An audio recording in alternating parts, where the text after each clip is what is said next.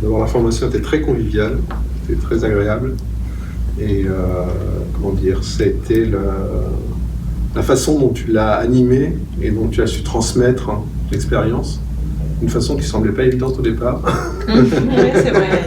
Et qui, tout compte fait, s'est révélée très positive. Ouais. Tu nous as transmis la passion de l'agilité. Exactement. Peut-être pas jusque-là. Vraiment. C'est vrai que pareil, au début, je me sentais un peu résistante à certains principes qui pour moi n'étaient pas du tout applicables. Mais maintenant, j'y adhère complètement. Ouais. Donc j'ai trouvé ça génial. Et puis l'ambiance, rien à dire. C'est toujours mieux quand on est dans une bonne ambiance avec des gens qui partagent. Et puis je me suis pas sentie...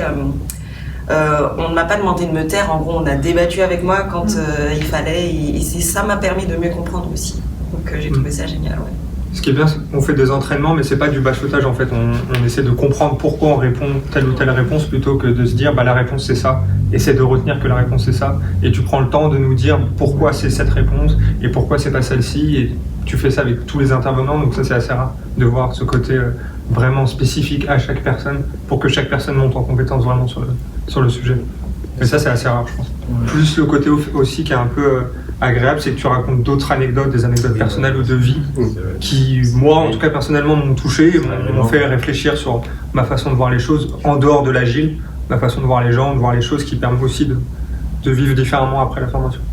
Moi ce qui m'a marqué c'est vraiment, Arturo est parti de vraiment de tout est connecté pour nous emmener jusqu'à l'agile. Et puis la physique quantique aussi, qu'on a retenu. Cette capacité à nous faire réfléchir, je trouve aussi matérialiser des concepts qui ne sont pas forcément évidents et les mettre en situation qui font qu'après on va avoir une réflexion par rapport à ce principe-là et on va pouvoir effectivement, comme disait Salim, avec la matérialisation et les expériences, pouvoir vraiment avoir une image de ce que ça peut être et de ce que ça peut représenter. Donc ça c'était vraiment... Qu'est-ce que le vrai agile et ce qu'on fait en ce moment. Le gap qui est entre le vrai agile et ce qu'on fait en ce moment. Toute la rigidité qu'il y a du coup dans la façon dont on gère les projets actuellement avec le manque d'échange, les hiérarchies trop pesantes et ce qui montre tout l'intérêt de l'agile. Avant l'examen, je suis allé aux toilettes et je me suis dit même si je ne réussis pas, j'ai appris beaucoup de choses. Donc, je m'en fous de la certification. J'ai beaucoup pour ma prochaine mission. C'était marrant, stressant, mais voilà, je m'en foutais de l'examen. Parce que c'était pas ton objectif final de réussir, c'était de je me dis, franchement, on a appris beaucoup de choses en 3 jours. Au début, c'était notre objectif. Au début, c'était quand on est arrivé le fin, premier jour, mais après, ça a changé. Et puis, c'est devenu moins une expérience professionnelle qu'une expérience humaine. Enfin, c'était très riche. Ouais. On a appris professionnellement parlant, on a eu notre certif, on était contents, etc. On s'est imprégné de l'agile, du Scrum. Mais en plus de ça, on a eu une expérience humaine unique et géniale, en fait. Moi, j'ai beaucoup aussi aimé la partie pour nous aider à nous sentir bien avant les examens, la partie méditation qui m'a fait vraiment beaucoup de bien parce que je peux être assez vite angoissée et et je vais essayer de garder en tête cette pratique et essayer justement de remonter ses meilleurs souvenirs pour que le corps s'en souvienne. C'est une très bonne expérience. J'ai eu du mal à trouver quelque chose et et effectivement, je suis d'accord. J'ai passé aussi 3 super jours, 3 super journées.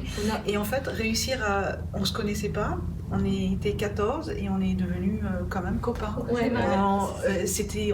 à table. Oui, c'était très convivial. Je sais pas pour vous, mais moi je veux pas revenir lundi. Mais moi, je reste ici. On reste en formation. On reste en formation. C'est vrai. Et puis voilà. Alors, on a appris l'agile en appliquant l'agilité en fait.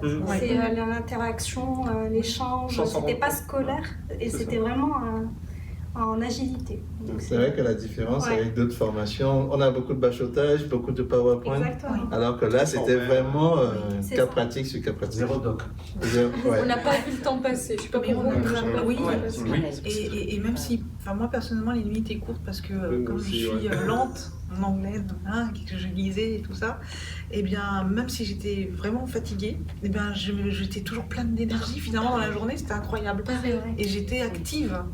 Donc c'est pareil, d'habitude. Donc c'est comme s'il y avait une espèce de nuage, pas nuage, mais de voile de bienveillance qui nous entourait et qui nous permettait d'avoir énormément d'énergie. Et puis en plus, moi je me disais, je voulais vraiment réussir quand même la certification, mais je voulais aussi que tout le monde réussisse. C'est vrai. Merci Arthur. Merci Arthur.